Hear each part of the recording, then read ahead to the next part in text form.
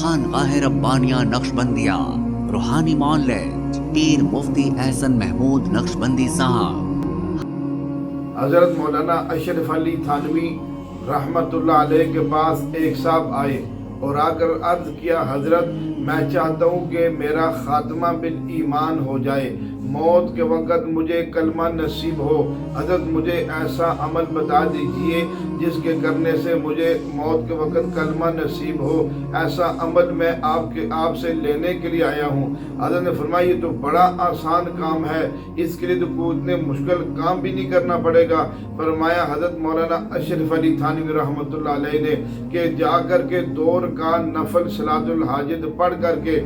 کلمہ پڑھ کر کے اپنے رب کو کلمہ سنا دو اور پھر یہ کہہ دو کہ اے اللہ یہ کلمہ جو میں پڑھ رہا ہوں مجھے موت کے وقت یہ کلمہ واپس لوٹا دینا۔ تو جب اللہ پاک موت کا وقت آئے گا تو اللہ پاک کے ہاں جب امانت رکھی جائے گی تو اللہ سے بڑا امین کون ہے، تو اللہ ضرور آپ کو کلمہ واپس لوٹائیں گے اور آپ وہ کلمہ پڑھ لیں گے، پھر آپ اس حدیث کے مصداق بن جائیں گے، من قال آخر کلامہ لا الہ الا اللہ داخل الجنہ، جس کا آخری کلمہ لا الہ الا اللہ ہوگا اللہ اس کو جنت میں داخل فرما دیں گے۔ اللہ پاک مجھے آپ کو عمل کرنے کی توفیق نصیب۔